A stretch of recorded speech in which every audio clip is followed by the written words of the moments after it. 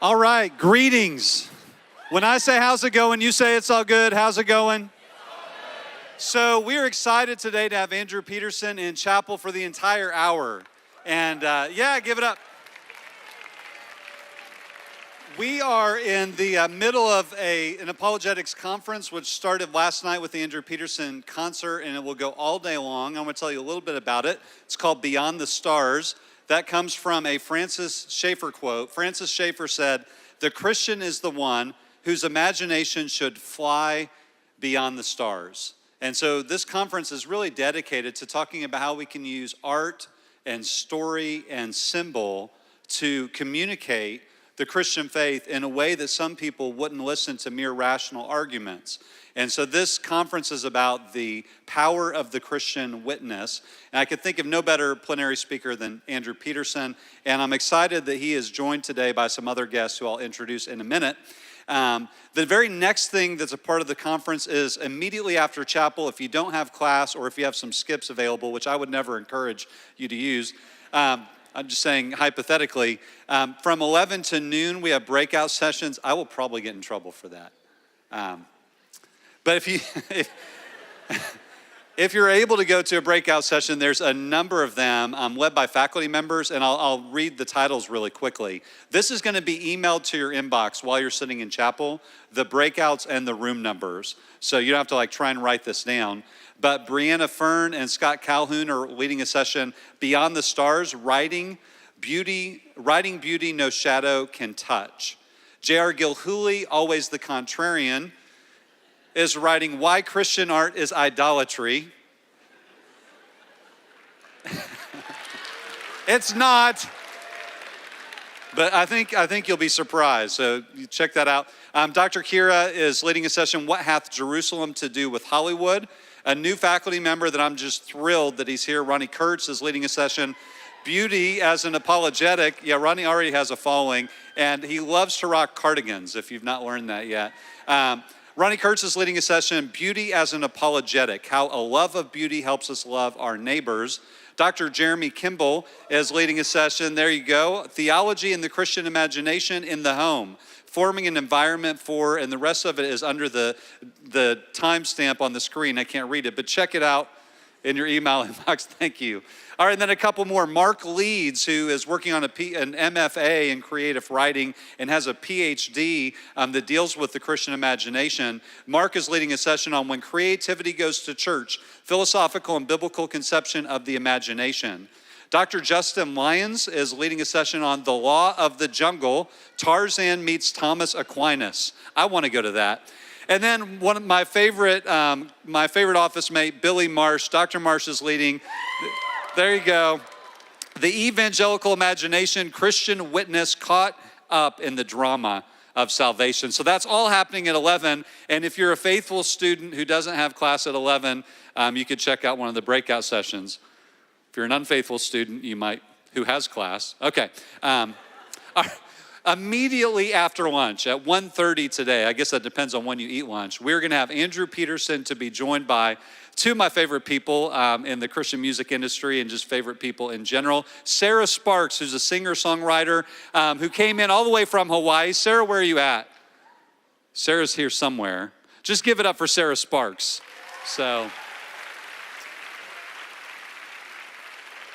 And then a longtime friend of mine, Grammy-nominated Christian hip-hop artist, Flame, who's right over here. Stand up and wave, Flame.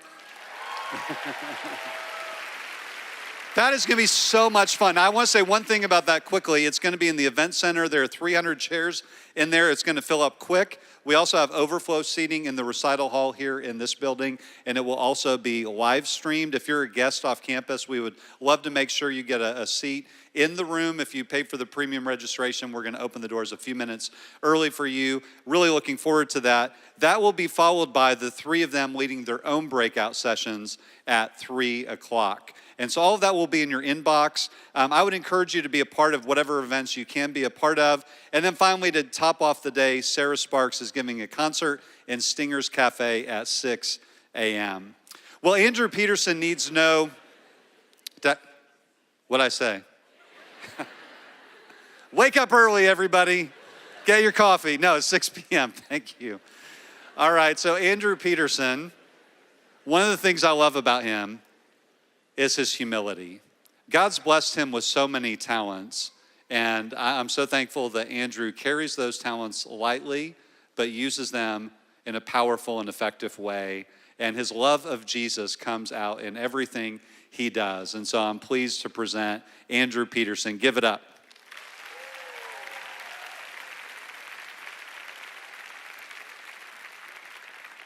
Everybody.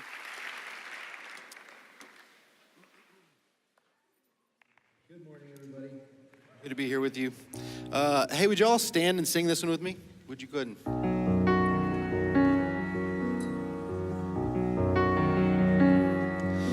Do you feel the world is broken? Do you feel the shadows deepen? But do you know that all the dark won't stop the light from getting through? We do. Do you wish that you could see it all made new? We do.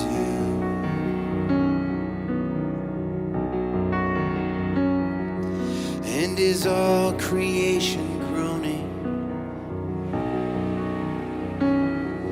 Is a new creation coming? Is the glory of the Lord to be the light within our midst? Is it good that we remind ourselves of this? It is.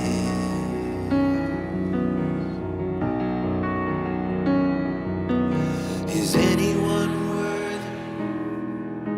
Is anyone whole? Is anyone able to break the seal and open the scroll? The Lion of Judah, who conquered the grave, he is David's root and the Lamb who died to ransom the slave. Is he worthy? Is he worthy of all blessing and honor and glory? Is he worthy of this? He is.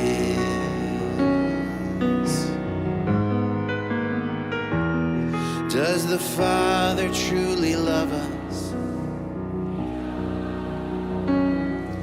Does the Spirit move among us? And does Jesus, our Messiah, hold forever those he loves? Does our God intend to dwell again with us? He does. Is anyone worthy? Is anyone whole? Is anyone able to break the seal and open the scroll? The Lion of Judah, who conquered the grave, he is David's root and the Lamb who died to ransom the slave. From every people and tribe, from every nation and tongue, he has made us a kingdom and priest to God, to reign with the Son. Is he worthy? Is he worthy of all blessing and honor and glory? Is he worthy?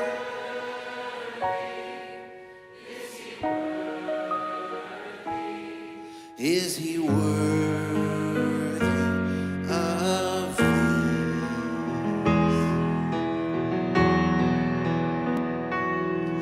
He is.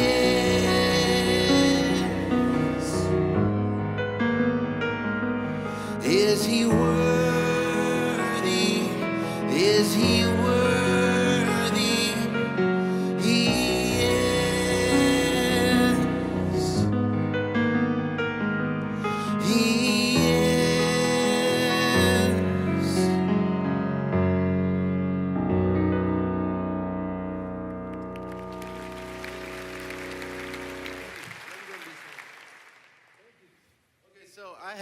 My name's Andrew. It's great to be with you guys this morning.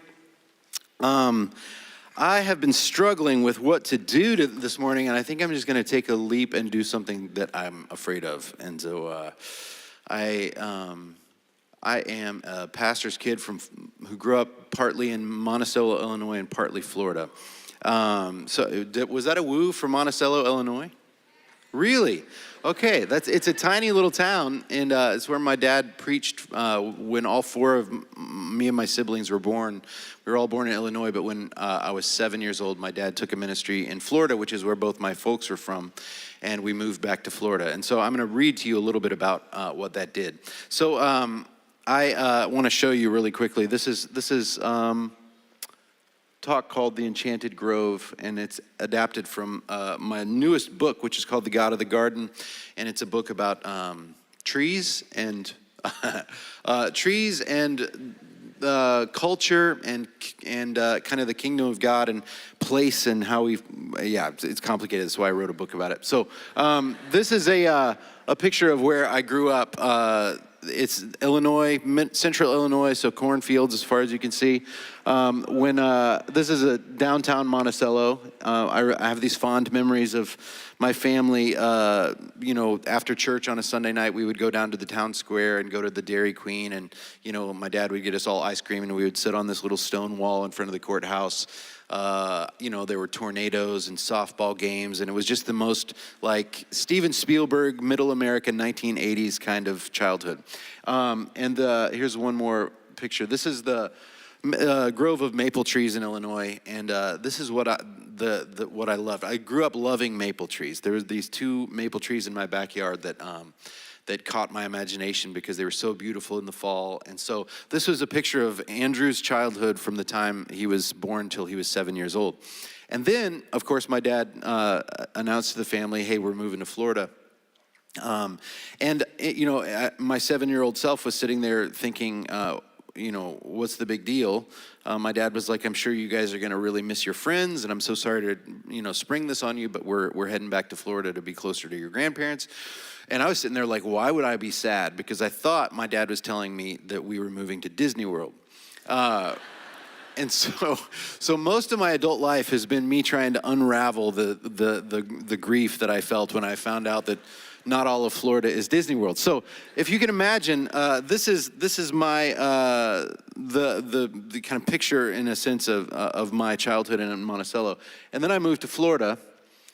And that, my friends, is North Florida. So a lot of people don't know this if you're not from Florida, but Florida is just this mashup of all these different cultures. I think that's why it gets memed so often, is because it's like beach culture. There's Cuban and Puerto Rican culture in the South. There's so there's like surfer culture, skater culture, but then there's all the tourists mixed in with all the snowbirds who come down in the summer, and then in between all of those places is what I lovingly call redneck Florida, which is like the part that I grew up in. And so my mom and dad are from my dad, born and raised in Lake City, Florida, up north, and so thick Southern accents, everything that comes with it. So all around me in my little town of Lake Butler were these tall, skinny slash pines. Just to remind you, this is what I grew up with, and this is what I woke up in one day when I was 7 years old. And so this, just to keep drilling it home, this is what I thought of as a farmer, and this is like a central Illinois farmer, and then this is the people I went to high school with. So, actually, I had a mullet that rivaled that mullet when I was in high school. Like I was all in, yeah.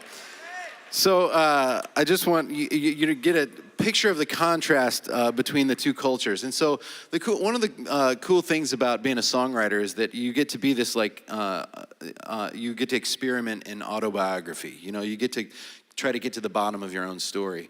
One of my favorite writers, this guy named Frederick Buechner, he has, I call it the Buechner principle, but he talks a lot about how you should pay attention to the moments in your life and you're crying and you don't know why. Because those moments might be the Holy Spirit trying to get your attention. So don't let those moments go by. If you've ever been driving down the road and you hear a song or you see a sunset or you have some experience that brings that lump in the throat and that quick rush of tears, like don't just let that go by without doing a little bit of investigating. Do an archaeological dig to try to figure out what's beneath the surface, and because it may unlock a whole bunch of treasures. You may find bones, but you also might find treasure. And so anyway, so as a songwriter, if there's something that sticks in my craw or something I can't stop thinking about, a lot of times I'll dig in and write a song about it. And by the time I'm finished with it, you're like, okay, well, maybe that was what the Lord had for me. That's what he wanted me to know. So I really believe in that process deeply. And so this morning is going to be an experiment in that, and we're going to see if it connects with you. So I have this theory that part of the reason that guys like C.S. Lewis, Tolkien, Dorothy Sayers, George MacDonald, G.K. Chesterton, Walt Wangren, there's all of those writers are on the list of my favorites. I have a lot of their books at home on my shelves, and they have this like real lasting power. Like a lot of those guys, some of them wrote in the 1800s, and we're still reading them today. People are still discovering them. And I've wondered, what is it about, what is the flavor about all of those writers that draws me to them and so many people to them? And I think it's because they weren't just theologians or pastors, they were also novelists. They didn't just write about theology and read books. They actually took a deep breath and dove in and tried writing stories. And there's something that you can understand through storytelling, theologically speaking, that you can't understand in any other way. I really believe that's true. That there's something, like you can know a lot of things theologically about predestination, for example. But you understand those things very, very differently when you, as the author of a story, take a character that you love dearly and subject them to suffering, because you know that suffering is the only way for that character to become who it is that you want them to be. You also know, as a writer, the weird tension between the fact that I am the author of that person's story, and at the same time, authors get this weird feeling that the character in the story has some kind of agency, you know? Like, it's when the characters start doing and saying things you didn't expect as the author. It's the weirdest feeling. I remember when I was writing the Wingfeather Saga. Hey, thanks. Which is this series of fantasy novels that I wrote. I was sitting in a coffee house working on a scene, and there was a scene where Arthur, Pete the Sock Man, if you've read the books, kicks down the door of the Stonekeeper's chamber to rescue someone. I'm not going to spoil it for anybody. To rescue this little boy who has made a bad decision and is on the verge of being, lost. And Pete the Sock Man kicks down the door and scoops this little boy into his arms. And there's this moment where I'm sitting there in Starbucks writing the scene, and I had the feeling that Pete the Sock Man looked up at me, the author, and kind of winked and said, "I know what you're up to." And I was like, whoa, that's super weird. And I kind of looked around at the people in Starbucks, and then I Googled psychiatrists in Nashville. Because it was such a weird feeling, but to have this feeling that I was the author of the story, that the entire story was in my hands, and yet there were things in it that I was giving the characters freedom. I was giving them loose rein, and yet I never lost sight of the end of their story. So if you want a theological head trip, write a fantasy novel. It is a crazy thing to experience. And so when I come back to Scripture and I begin to think of God as the author and perfecter of our faith, and the fact that he is the great storyteller and that he knows the beginnings and ends of things, and he loves me, and yet somehow there's this mysterious freedom that he's given to me. Anyway, there's something that happens if you have a theologian that really knows Scripture really well and is a pastor, and then decides, I'm now going to write a fairy tale, or I'm going to write a murder mystery. I'm going to write a story, because I really believe that you'll come out on the other end of that with a refined sense of your theology. So I am patiently waiting for Tim Keller's murder mystery. Wouldn't you love to read a fantasy novel written by Tim Keller? I would. I've been dropping that hint for years, and hoping that somebody who knows him will tell him. And he may, for all I know, he may be already working on it. But there's something to be said for story. Story matters. So you can't have theology in abstract, like it really takes on flesh and dwells among us in the confines of a story. So that's my case for that. just not to throw Tim Keller under the bus, I think he's awesome. But there was a David Brooks piece that was out in the New York Times last week, kind of about evangelicalism in America. And at the end of it, he asks Tim Keller, like, what is your list of things that you think we should be doing now to like help the church and engage with culture, that kind of thing. And Tim Keller made his list. Do you guys know what I'm talking about? You may have seen it. He made a list of things that he was like, these are things that we should be working on. We should be rethinking academics. We should be, helping, I don't know, I can't remember the whole list. I should have written it down. But it was this, kind of cool list, whatever. Those are all good things. But I noticed that there was no mention in the list of the arts. There was no mention in there of we should be training up Christians to be good novelists or songwriters or painters. Yes, all of the education matters, academics matters. I'm not saying that, but also I am a person who partly came to know the Lord because of his song. It was a songwriter. Like I had grown up in the church, I'd listened to gone to VBS and Sunday school and all of the things, read the Bible, memorized Bible verses, but it was a 3-minute song called If I Stand that was the gateway that led me into the heart of Christ. Does that make sense? And so I really think that the church ought to care about stories and pay attention and become students of how stories work and understand that. So hopefully we can raise up writers and painters and storytellers. Eugene Peterson actually argued that the church should be ordaining writers. I think it's a great idea. So here we go. I'm gonna read you this story, and we'll see what happens. In the landscape of my childhood, I think of Illinois as the garden and Florida as the fall. Though there were important similarities in the size of the towns, the church parsonages, the surrounding farming culture, the places could have scarcely have been more different. I've often described it like this. I had been plucked out of a Norman Rockwell painting and plunged into the dark heart of a Flannery O'Connor story. The trees were wildly different. In Florida, there was a whole buzzing, humid forest of them as compared to the broad farmland of Monticello.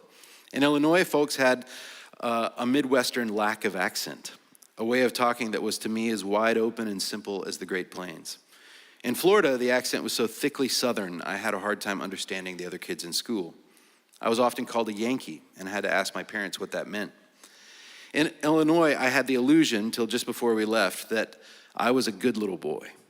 In Florida, my heart left the straight and narrow and mucked about in the swamplands. The change between those two cultures, those two geographies, those two galaxies was jarring, and I've spent most of my adult life sorting out what it did to my young heart. Let me give you an idea of what I'm talking about. When I was 9 and we lived in Jacksonville for a little while, my brother and I went to the forbidden railroad tracks to goof around in the glade below the berm. And we stayed later than we were supposed to. My dad was upset because we made him late for a church function. So rather than giving my brother and me a night at home with the Atari, he took us to church and made us wait in his office for our punishment. It likely would have been nothing more than a stern talking to, but for some reason I can't now understand. I decided it would be better if we ran away. My older brother didn't want to, but somehow I talked him into it. We burst out of the office at sundown, ran the mile or so back home, rifled through my dad's desk drawer for change, and escaped with $2.64 in the pockets of our Wranglers. We planned to live behind the local grocery store and make money by helping people load their groceries into their cars. But first, we had to survive the night in the woods behind the convenience store. My brother and I hid back there till well after dark, by which point my parents had notified the police. We were sure to be caught behind the store, so we shimmied through culverts and flattened ourselves in the weeds as police spotlights swept the roadsides. Around midnight, we decided the jig was up and started the shameful walk home. One of the church elders drove by and spotted us crossing the street. "You boys need to get home," was all he said. When we walked through the front door, Mom and Dad fell to their knees and hugged us. They were crying. They had called the police and then the church and then went from door to door in the neighborhood asking if anyone had seen 2 missing boys. The worst part was the way the kids at school the next day stared at me like I was a freak. I was a pariah from there on out, in their minds and in my own. I got in a few fights. Corporal punishment was still a thing back then, so I was regularly spanked by teachers and principals, and I regularly deserved it. I lied constantly about my whereabouts. Kids showed me terrible things that polluted my imagination. I could turn on the preacher's kid smile for the grown-ups, but I knew it concealed a wretched heart. It wasn't just the world within me that was dark, though it was certainly dark enough for trouble. It was the world around me, too. It was sinister, more dangerous than I could have believed a year prior. The first summer we lived in Florida, when I was 8, there was a weedy cul-de-sac at one end of the unfinished neighborhood where my brother and I sometimes shot bullfrogs with a BB gun so we could fry up the legs. That's true. One day, I rode my bike down there and discovered a dead pig, at least as big as I was, cut open and crawling with maggots. I poked at it with a stick for a few minutes, repulsed and fascinated in equal measure, and then I ran home and told my dad about it. He investigated and said that it looked like it had been a part of an occult ceremony. Sadly, that wasn't the only time the occult turned up. Once my cousin took me to an abandoned house deep in the woods to show me the pentagrams painted on the wall, the spent candles on the floor, and blood-red paint splashed everywhere. There were also murders in my town. I vividly remember the day serial killer Ted Bundy was executed at the prison just 6 miles from my house. There was racism. I remember a riot after a football game, and drug abuse and violent fights at school, not to mention promiscuity among the kids, and sexual abuse also among the kids. I need to reiterate that there were plenty of good things too, but the culture shock that came with the move to Florida taught me this. I was not the golden boy I thought I was, and the world was darker than I dreamed. That's not to say I wouldn't have become starkly aware of these things had we stayed in Monticello. I most certainly would have in one way or another. But the dividing line of childhood, Eden, and adolescence, exile, seems, in the admittedly murky way we make sense of our own stories, easily placed between the two locations. My parents were both native Floridians, Southern to the core, though they met in Georgia at what used to be called Atlanta Christian College. Their Southern accents probably lost some of the edge during their 10 years in Illinois, so it didn't get handed down. But when they got back to Florida, it returned with a vengeance, which left me in the curious position of thinking of myself as a non-Southerner, surrounded at home and at school by a deep and disorienting Southernness. I reacted by clinging for dear life to my Midwestern accent, or non-accent as I thought of it. Old home movies, however, proved that I wasn't as successful as I like to think. All 4 of us Peterson kids ended up sounding just like our parents and our schoolmates. Though I've lost the drawl, I can turn it on like a light switch, and 5 minutes in Lake Butler inevitably has me drifting back into old habits. It's clear to me now that my struggle to speak Midwestern in the Deep South was a means of self-protection. What I wanted most of all was to belong.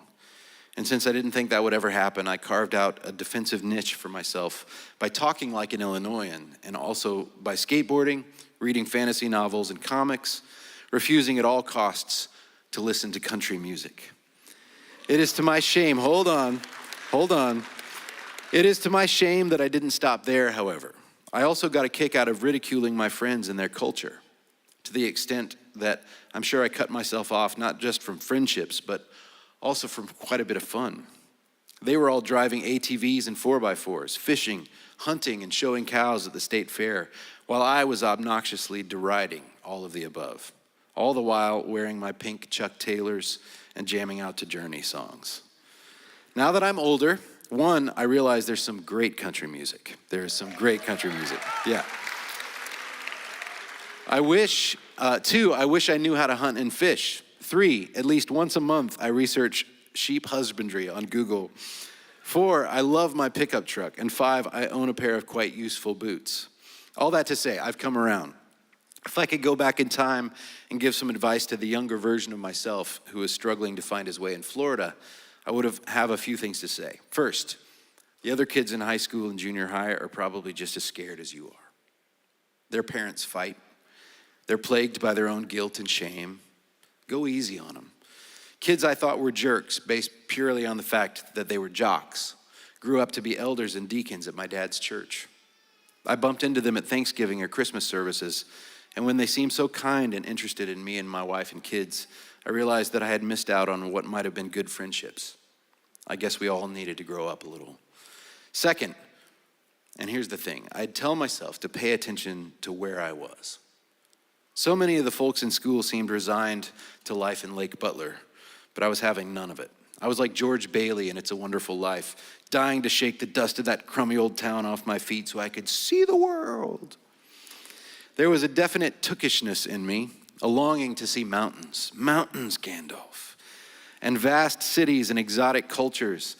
The world was wider than Union County, Florida, and perhaps I knew it better than some others because I had come there from elsewhere, specifically the wild and exotic reaches of central Illinois.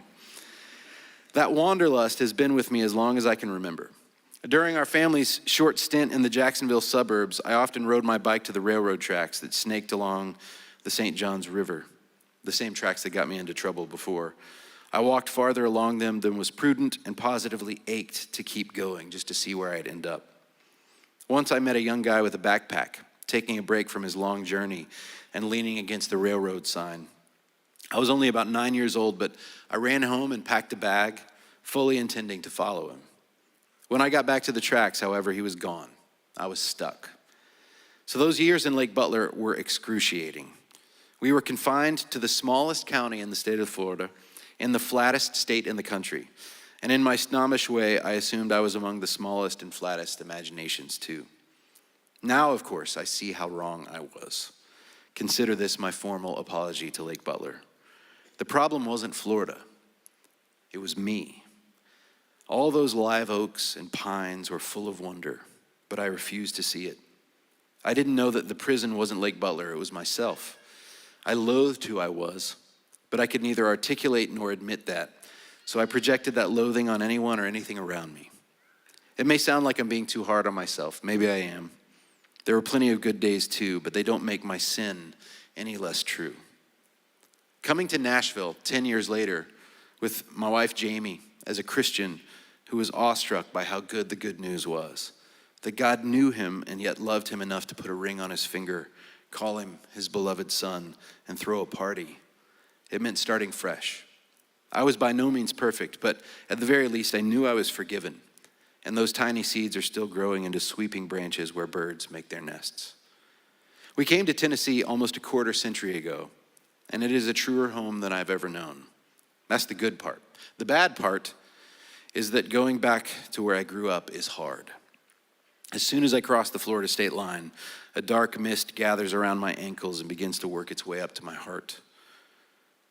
The memories sting. The accent sneaks back into vowels. Voices of regret fill my head. Questions churn up from the still waters, and I begin to wonder first, why I let my selfishness hurt people. And second, why I was so hurt. Because some of the pain wasn't my fault. Some of it was passed down to me by other broken people. The mental picture I carry is of a little boy from Monticello, lost in the sylvan wilds of Florida, weeping under the live oaks because his innocence is gone and will never be recovered. He suspects that the root cause of his exile is some poisonous flaw that he carries with him wherever he goes. A sickness that is seeped down from the soles of his feet and into the sandy earth of Florida, where it took shape as some scrounging beast that haunts the woods. If he can run fast enough, or hop the train, or disappear into a book, maybe he can find refuge, or at least forget for a little while that he's doomed. Oh, how I love that kid. I wish I could tell him what I know now. There's a presence in the woods that is older and stronger and kinder than the ghost that harries him. If he would stand still long enough to let it, that presence would overtake the poison, seep up through his feet and into his heart like a magic vine, and transform the dark forest into a garden of wonders. So when my oldest son turned 12, his grandmother bought him a book called The Yearling. She said, anybody here ever read that book? Raise your hand. Anybody? Okay. Quite a few of you guys have probably heard of it. She said, my mother-in-law said it was her favorite book as a girl. I had heard of it, of course. The Pulitzer Prize-winning author Marjorie Kinnan Rawlings lived just an hour south of Lake Butler, where I was growing up, in a village near Micanopy called Cross Creek. She was our most famous local author. My parents had encouraged me to read The Yearling many times, but as a teenager, I wasn't interested. It was about a kid with a deer, and the deer dies. What more do you need to know? I had seen Old Yeller and Where the Red Fern Grows. I had read Sounder. We all know how these stories go. Not only that, there was a distinct lack of dragons, elves, and dwarves. If the book had featured a weird deer, I would have been way in. Oh no, I pushed the wrong button. Wait a second. That's awesome. Yeah, here we go. If the book had pictured a weird deer, I would have been way in. But instead, it was just about a kid with a fawn. That is not the kind of book you want to give to your junior higher. Like, I promise it's great. He's going to be like, what is this? What is this? Anyway, so the real strike against the book wasn't just the lack of fantasy accoutrements. It was that the book was set in Florida. Not just Florida, my part of Florida, the very prison from which I wanted to escape. Why would I want to spend weeks on a book like that? It would be akin to escaping one jail cell only to get locked in another. And then 30 years passed. The book found its way to Nashville by way of a grandparent, bypassing a generation and coming into the hands of my son, a little boy for whom Florida was not a pejorative word. Aiden finished it and told me with tears in his eyes that it was the best book he'd ever read. That gave me pause because Aiden is a big reader, and even then I respected his taste. With a few decades of distance between me and Lake Butler, I decided that maybe it was time to find out what all the fuss was about. So with some trepidation, I opened the book, stepped through a flimsy screen door into the humid forests of childhood, and began. From the opening scene, I was hooked. 12-year-old Jody Baxter, that's him, is supposed to be doing his chores, but he sneaks away to a spring in the woods where he hides in an alcove and makes a water wheel. She calls it a flutter mill out of palmetto leaves. Here's the picture. I keep pushing the wrong button. So, yeah, that's young Jody making the little water mill with the spring. I used to do something kind of like that. He lies there in the solitude and he's lost in the magic of the spinning wheel and he falls asleep. The way Rawlings described the sand pines, the tar flower, the fetter bush, and sparkleberry stirred in my heart a surprising affection for the land of my youth. So I'm going to read a quote you can follow on. Why the deer? Why is the deer everywhere? It really does feel like a joke. It's in between every slide. That is so funny to me. I don't know what to do about this. This is the funniest possible. Oh, thank you. I don't know what they did, but there we go. Okay. I salute whoever is up there in the booth that fixed that problem. That was gonna haunt my dreams. So I'm gonna read this quote from the beginning of the Yearling. It seemed a strange thing to him when earth was earth and rain was rain, that scrawny pines should grow in the scrub, while by every branch and lake and river there grew magnolias. Dogs were the same everywhere, and oxen and mules and horses, but trees were different in different places. Reckon it's because they can't move none, he decided. They took what food was in the soil under them. The east bank of the road shelved suddenly. It dropped below him 20 feet to a spring. The bank was dense with magnolia and loblolly bay, sweet gum and gray-barked ash. He went down to the spring in the cool darkness of their shadows. A sharp pleasure came over him. This was a secret and a lovely place. As I read, I felt the furniture of my memories rearranging as if by poltergeist. All at once, the possibility arose that even in Florida, there were secret and lovely places. The disdain I had felt for Lake Butler for so many years began to dissolve into the tiniest glimpse of wonder, which is enough to change a life. Only minutes prior, I wouldn't have believed the flora and fauna of North Florida worth much consideration. And then suddenly, I wanted to lie beside that bubbling spring with young Jody to watch the flutter mill spin. More than that, I wanted to be young, innocent, able to be enchanted by the deep woods, astonished by magnolias. Somehow along the way of adolescence, I had lost the ability to see, to really see what glory God had lavished on that corner of the world to which I'd been transplanted. Marjorie Rawlings hadn't grown up in Florida, but had lost her heart to it after her first visit from Washington, D.C. She moved south and loved it so much she never left. How had I so completely missed it? The answer, it turned out, lay in the book. I just had to keep reading. I followed Jody's story, superimposing my own at nearly every turn. So much so that I wouldn't have been surprised to spot the little boy version of myself hiding behind one of those skinny pines near Jody's cabin. So at the risk of spoiling it for you, early in the book, Jody finds an orphaned fawn, and his parents begrudgingly allow him to raise it. Here's a picture of Jody finding the fawn. These are all by N.C. Wyeth, who's one of my favorite painters in the world, by the way. The pages of the Yearling are home to rattlesnakes, alligators, bears, and panthers, as well as a host of odd backwoods characters. But my favorite is Jody's father, Penny Baxter. This is Penny. Penny is a hard-working, rugged man trying to make a home for his family in the wild woods. And yet, tough as he is, he shows a tenderness to his little boy that Jody's mom, Ma Baxter, often doesn't. When she scolds Jody for slacking, Penny's gentler demeanor softens the blow, saying in effect, "Let the boy be a boy for a little while longer." You may argue that I've given you the biggest spoiler of all by telling you at the outset that the deer dies. In this case, I happen to think that knowing adds to the sweet melancholy of the story. Because without that tragic ending, gathering like a dark cloud on the horizon, that narrative might read more like one of those meandering, nothing really happens stories in the mid-20th century that bore me silly. But as you follow the trail through the woods along with Jody, knowing what he does not about the fate of his deer, the dramatic irony serves to heighten the sense of foreboding and gives each lovely interaction between the boy and the fawn a fleeting tenderness it wouldn't otherwise have. Poor Jody doesn't yet know how hard life can be. In a sense, he's still in Monticello, where life's hammer blow hasn't yet fallen.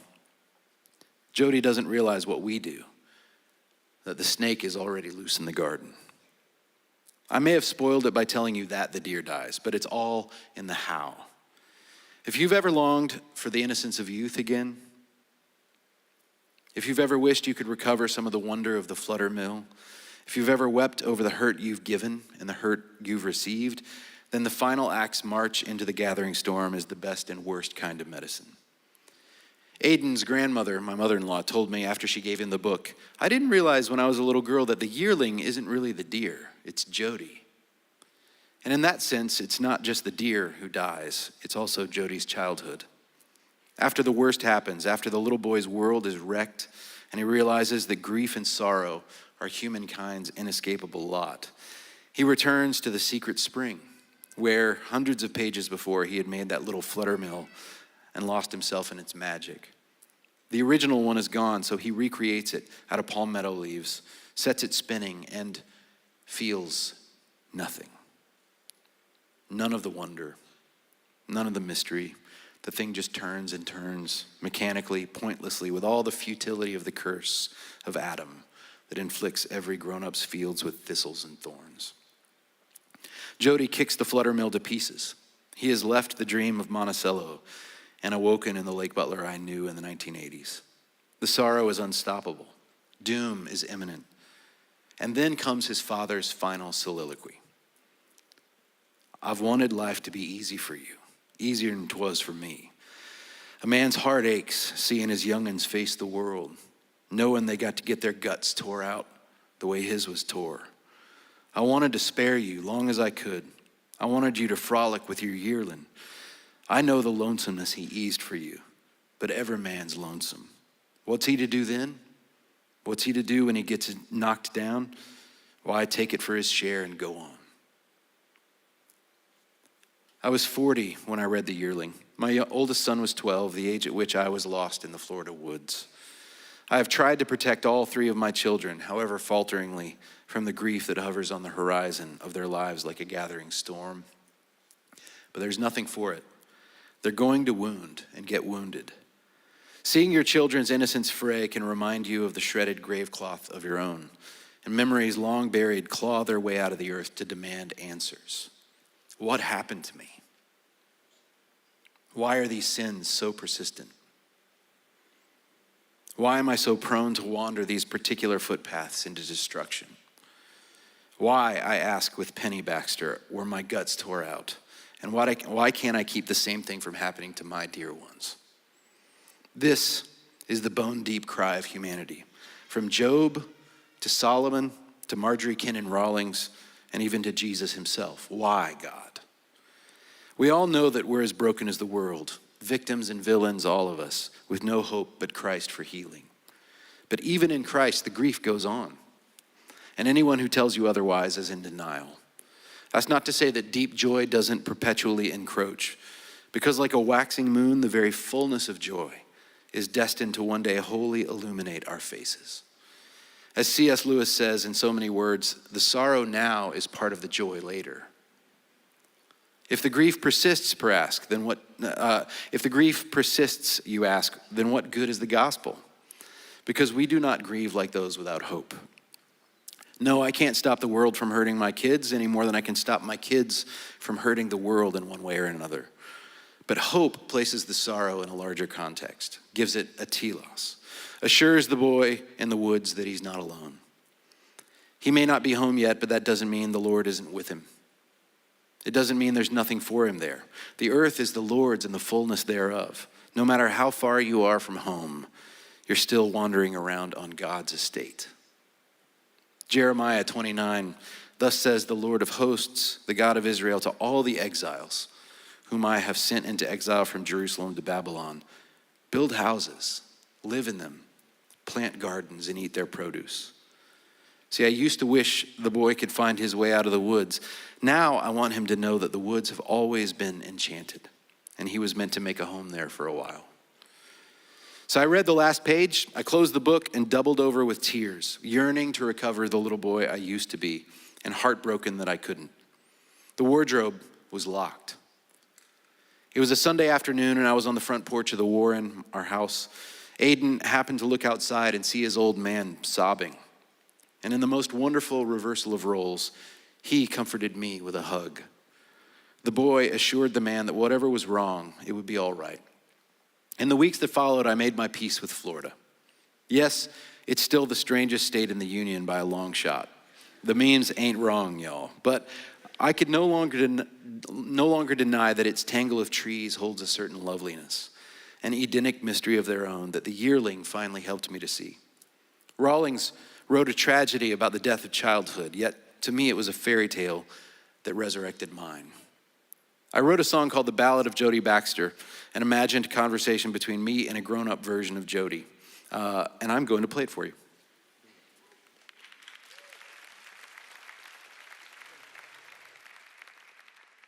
This is called The Ballad of Jody Baxter.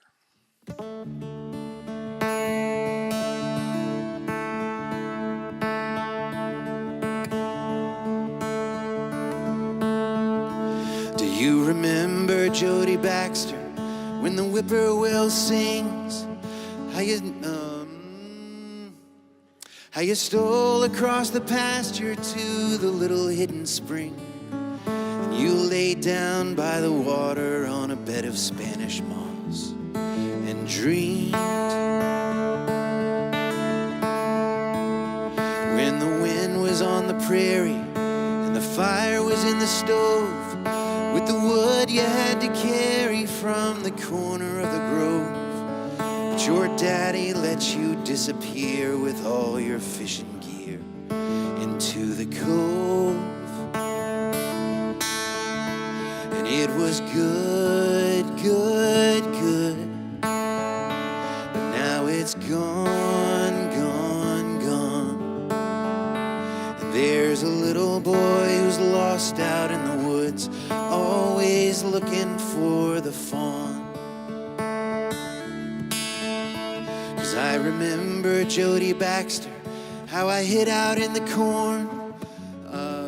Sorry, one second. There's so many words in my songs, it's the worst. 'Cause I remember Jody Baxter when I hid out in the corn, how the clouds were moving faster with the coming of the storm. And I knew that I had broken something I could not repair, and I mourned. 'Cause the field was green as Eden, but then it withered into brown. In the middle of my grieving, well, they came and cut it down. And I was sure that it was all my fault the day they mowed the garden to the ground. And what was good, good, good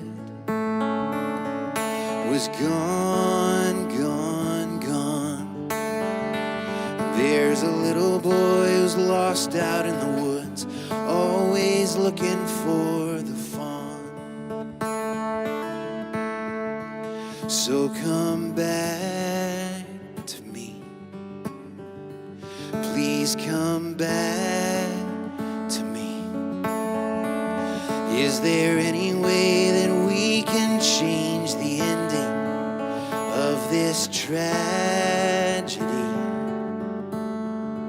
Or does it have to be this way?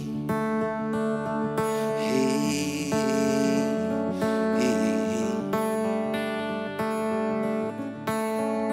Now I can see you, Jody Baxter.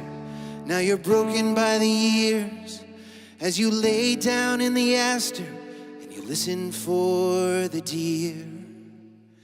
And I'm a million miles away, but I still pray the fawn can find me here. 'Cause it was good, good, good, but now it's gone. And I'm a little boy who's lost out in the woods, always looking for the fawn.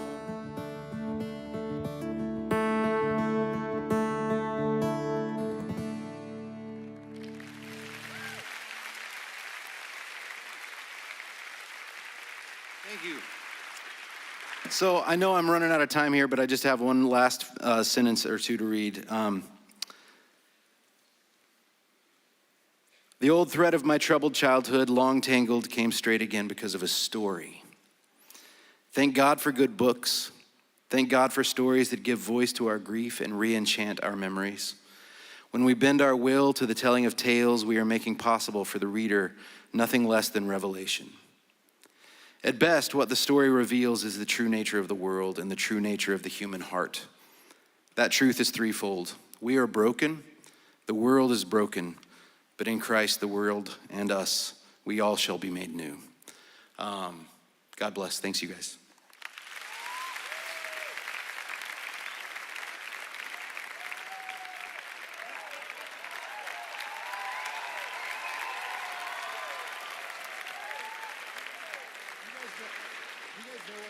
This is hilarious. Thanks for the milkshake. I made a comment last time I was here that I wanted one, and I was just praying that somebody would bring me one again. So thank you. Cheers.